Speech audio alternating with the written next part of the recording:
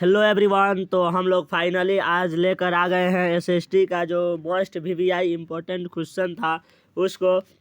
तो हम लोग पिछले क्लास में 8 क्वेश्चन मात्र देखे थे। इसमें 9 नंबर क्वेश्चन से शुरुआत है। प्रति व्यक्ति आय क्या है? क्वेश्चन नंबर 9 कह रहा है प्रति व्यक्ति आय क्या है। तो प्रति व्यक्ति आय देश में रहने वाले व्यक्तियों की औसत आय होती है, जिसमें कुल राष्ट्रीय आय को कुल जनसंख्या से भाग देने पर जो भागफल बचता है उसे प्रति व्यक्ति आय कहते हैं। कह रहा है कि प्रति व्यक्ति आय बराबर राष्ट्रीय आय ये बटा कुल जनसंख्या, तो उसको प्रति व्यक्ति आय कहते हैं। 10 नंबर क्वेश्चन देखते हैं। भारत के प्रमुख 4 अंतर्राष्ट्रीय हवाई अड्डा के नाम लिखे। कह रहा है जो भारत के 4 प्रमुख हवाई अड्डा है उनके नाम लिखे। तो भारत के प्रमुख अंतर्राष्ट्रीय हवाई अड्डों के नाम निम्नलिखित है। 1 नंबर में कह रहा है इंदिरा गांधी अंतर्राष्ट्रीय हवाई अड्डा नई दिल्ली। 2 नंबर नेताजी सुभाष चंद्र बोस अंतर्राष्ट्रीय हवाई अड्डा कोलकाता। 3 नंबर कह रहा है छत्रपति शिवाजी अंतर्राष्ट्रीय हवाई अड्डा महाराष्ट्र। और 4 नंबर कह रहा है अन्नादुरई अंतर्राष्ट्रीय हवाई अड्डा चेन्नई। 11 नंबर क्वेश्चन कह रहा है उदारीकरण को परिभाषित करें। तो इसका आंसर है उदारीकरण का अर्थ सरकार द्वारा बनाई गई आर्थिक नीतियों में विशेष छूट प्रदान करना उदारीकरण कहते हैं। कह रहा है कि उदारीकरण का जो अर्थ होता है वो होता है सरकार द्वारा बनाई गई आर्थिक नीतियों में विशेष छूट प्रदान करना उदारीकरण कहलाता है। 12 नंबर क्वेश्चन कह रहा है जल संरक्षण से आप क्या समझते हैं, इसके क्या उपाय है? तो इसका आंसर है जल नियोजित एवं विवेकपूर्ण ढंग से उपयोग करना तथा जल की बर्बादी को रोकना जल संरक्षण कहलाता है।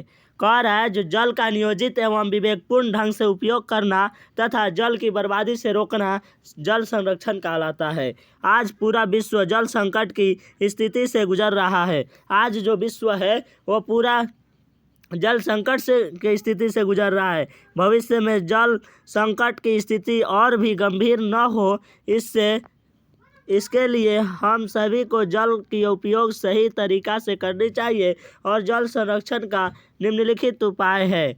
जल संरक्षण करने का निम्नलिखित उपाय है जो 1 नंबर में कह रहा है जल को प्रदूषण होने से बचना चाहिए। दूसरा कह रहा है प्रदूषित जल को दोबारा उपयोगी बनाना चाहिए। और तीसरा कह रहा है वर्षा जल का संग्रहण करना चाहिए। यानी कि जब वर्षा होता है तो इसी तरह वो बहकर पूरा नाली ओली में जाकर नदी में गिर के वो महासागरों में मिल जाती है, तो उसका संग्रहण करना चाहिए और उसको खेतों की सिंचाई में उसका उपयोग करना चाहिए। और चौथा है वृक्ष रोपण को बढ़ावा देना। वृक्ष नहीं रहेंगे तो वर्षा जल नहीं होगा, वर्षा नहीं होगा, इसलिए वृक्षरोपण को बढ़ावा देकर भी हम जल को संरक्षण कर सकते हैं। देखिए 13 नंबर क्वेश्चन का है आर्थिक संकट से आप क्या समझते हैं।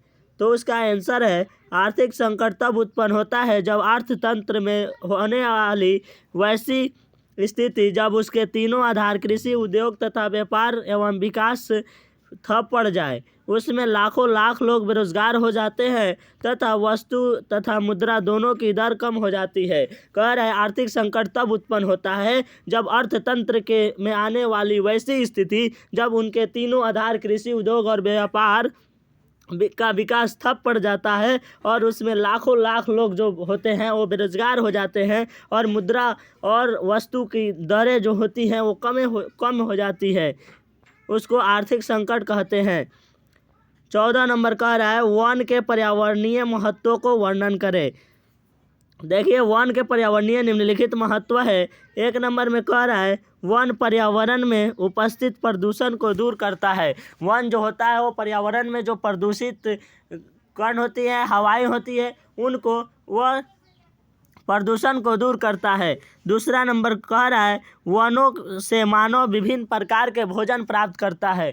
यानी कि वन से जो मानव है वो विभिन्न प्रकार के भोजन प्राप्त करते हैं। और तीसरा कह रहा है यह मानव का जीवनदायी औषधि होता है। यानी कि जो मानव का ये वन है उसे दवा ववा बनाने में काम में लिया जाता है। चौथा कह रहा है वन वर्षा जल को अवशोषित कर बाढ़ से बचाता है। वन जो होता है वो वर्षा जल को अवशोषित करता है और बाढ़ से हमें बचाता है। और पांचवा कह रहा है कई जीवन उपयोगी वस्तुओं का निर्माण वन से ही होता है। और कई जीवन उपयोगी यानी कि जैसे हम लोग फर्नीचर के सामान पलंग कुर्सी जो होता है वन से पेड़ पौधे से ही बनाते हैं। 15 नंबर क्वेश्चन कह रहा है अनवीकरणीय संसाधन किसे कहते हैं। अनवीकरणीय संसाधन किसे कहते हैं। तो इसका आंसर है वैसे संसाधन जिन्हें दोबारा प्राप्त नहीं की जा सकते हो उसे अनवीकरणीय संसाधन कहते हैं। जैसे कोयला, पेट्रोलियम, प्राकृतिक गैस।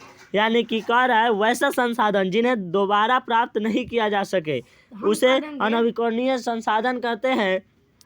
देखिए उदाहरण में कह रहा है कोयला, पेट्रोलियम और प्राकृतिक गैस। कोयला को जब हम एक बार यूज कर लेते हैं, प्रयोग कर लेते हैं, फिर दोबारा नहीं कर पाते हैं। उसी तरह है पेट्रोलियम। पेट्रोलियम का जब एक बार हम उपयोग कर लेते हैं तो वो अनवीकरणीय संसाधन है, उसको फिर दोबारा नहीं प्राप्त किया जा सकता। 16 नंबर कह रहा है खरीफ फसल किसे कहते हैं, इसका उदाहरण भी लिखिए। तो खरीफ फसल जून से जुलाई में बोया जाता है तथा अक्टूबर से नवंबर में काटा जाता है, उसे खरीफ फसल कहते हैं।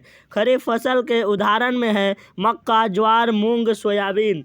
खरीफ फसल जून से जुलाई में बोया जाता है तथा अक्टूबर से नवंबर में काटा जाता है। तो देखिए हम लोग का सामाजिक विज्ञान का जो टॉपर 140 VVI गैस लघु प्लस दीर्घ उत्तरीय प्रश्न था वह ख़त्म हो गया। तो फिर मिलते हैं अगले वीडियो में। Thank you.